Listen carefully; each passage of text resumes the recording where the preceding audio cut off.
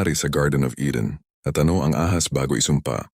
Bilang panimula, nagbigay ako ng katanungan o paksa sa nakaraang video patungkol sa pangyayari sa loob ng Garden of Eden na nakaapekto sa sangkatauhan at ang naging papel ng ahas at ang kanyang kalagayan bago pa ito isumpa. Magumpisa tayo sa katanungan. Bakit may kamatayan sina Adam and Eve at ang sangkatauhan? Dahil ba kumain sina Adam and Eve ng ipinagbawal na prutas? O dahil ba hindi kumain sina Adam and Eve ng prutas mula sa Tree of Life? Sa pagsusuri, halos lahat ng turo ay sumentro sa ipinagbawal na prutas. Sinasabi nila na wala daw sanang kamatayan ng sangkatauhan kung hindi daw kumain sina Adam and Eve ng ipinagbawal na prutas. Ang paniniwalang yan ay naguugat sa pagbabaliwala ng Tree of Life. May kamatayan po sina Adam and Eve kahit hindi sila kumain ng ipinagbawal na prutas. May kailangan silang gawin na hindi nila nagawa para magkaroon sana ng buhay na walang hanggan. Yun ay ang kumain mula sa Tree of Life. Sinabi sa Biblia na sila ay mamamatay kung kakain ng ipinagbawal na prutas.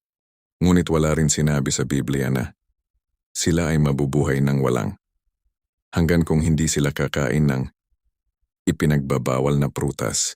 Magbigay tayo ng halimbawa para lalong madaling maintindihan. Ipinagbawal sa iyo ng doktorang isang uri ng pagkain dahil ikamamatay mo yon. Sinunod mo.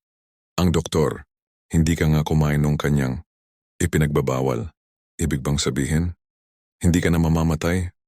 Mamamatay ka pa rin dahil ikaw ay isang pisikal na nilalang galing sa lupa. Ganyan din ang sitwasyon nila, Adam and Eve kahit nung hindi pa sila nagkakasala. Basahin natin, Genesis 2 verse 17. Tatapuat sa kahoy ng pagkakilala. Nang mabuti at masama ay huwag kang kakain sapagkat sa araw na ikaw ay kumain yaon ay walang pagsalang mamamatay ka. Vulnerable to death dahil ang kanilang flesh ay corruptible pa. Kinalanin natin sina Adam and Eve bago pa sila nagkasala. Genesis 2 verse 7. At nilalang ng Panginoong Diyos ang tao sa alabok ng lupa at hiningahan ang kaniyang mga butas ng ilong ng hininga ng buhay at ang tao ay naging kaluluwang may buhay. Dust of the ground, ibig sabihin ang katawan ng tao ay galing sa lupa. Ang mga hayop kaya? Genesis 2 verse 19. At nilalang ng Panginoong Diyos sa lupa ang lahat ng hayop sa parang at ang lahat ng ibon sa himpapawid at pinagdadala sa lalaki upang maalaman kung anong itatawag niya sa mga iyon at ang bawat itinawag ng lalaki sa bawat kinapal na may buhay ay yaon ang naging pangalan ni yaon.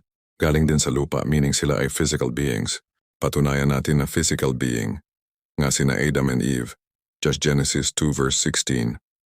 At iniutos ng Panginoong Diyos sa lalaki na sinabi, sa lahat ng punong kahoy, sa halamanan ay makakakain ka na may kalayaan.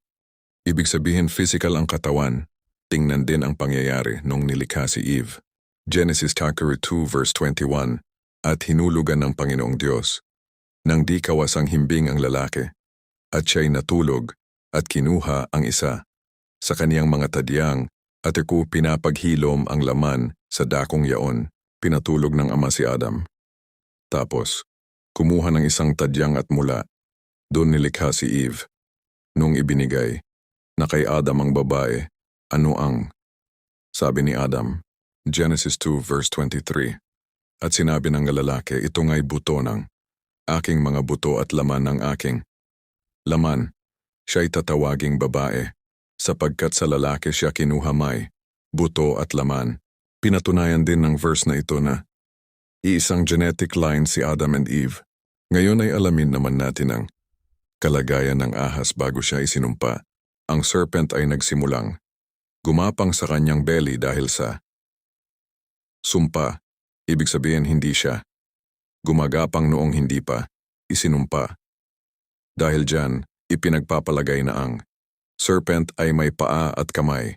Sinabi din sa Genesis 3 verse 1, ang serpent ay kasama sa mga nilikhang wild animals mula sa lupa. Ang mga wild animals na nilikha ay ibinigay kay Adam at Eve bilang keepers of the garden. Yan ang dahilan bakit hindi takot sa serpent, sina Adam and Eve. Ipinakita sa Genesis na nag-uusap sina Eve at ang serpent. Ano kaya ang kinakain ng serpent?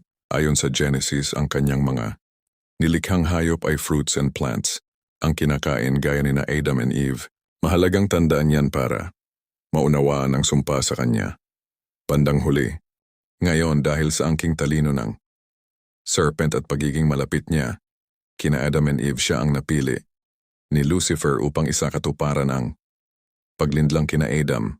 Pansining mabuti ang salita ng Ama noong isinumpa niya ang serpent, Genesis 3:14, at sinabi ng Panginoong Diyos sa ahas, sapagkat ginawa mo ito, ay sumpain ka ng higit sa lahat ng hayop at ng higit sa bawat ganid sa parang ang iyong tiyan ang ilalakad mo at alabok ang iyong kakanin sa lahat ng araw ng iyong buhay. Sa salita ng Elohim sa bungad pa lang, dahil ginawa mo ito, sa ganyang bungad na salita, lumalabas na ang serpent mismo sa sarili niyang kusa, ang tumukso kay Eve. Hindi siya possessed. Alam niya ang ginagawa niya at sa sumpa sa ahas ay nabanggit na sa iyong tiyan ikaw ay lalakad. Sa makatuwid ang ahas sa panahon na iyon ay hindi pa gumagapang, maaring may paa at kamay tulad ng reptilian hybrid. Sa susunod na paksa ay tatalakayin naman atin kung ano ang naging dark bunga ng kasalanan ni Adam and Eve at sino ang serpent seed na tinutukoy sa Genesis.